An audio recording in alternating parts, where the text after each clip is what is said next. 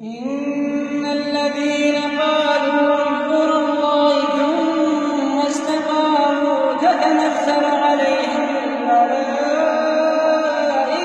ألا تخافوا ولا تحزنوا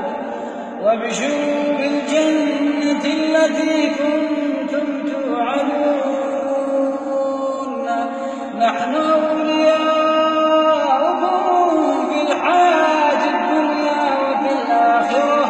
ولكم فيها ما تشتهي أنفسكم ولكم فيها ما تدعون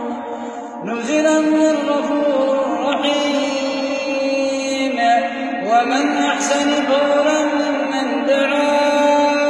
إلى الله وعمل صالحا وقال إنني من المسلمين ولا تستوي الحسنة ولا السيئة ادفع بالتي هي أحسن فإذا الذي بينك وبينه عداوة كأنه ولي حميم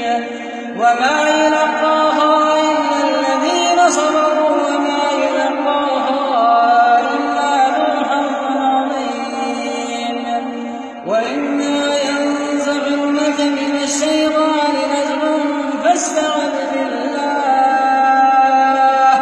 فاستعذ بالله إنه هو السميع العليم. صدق الله العظيم. لا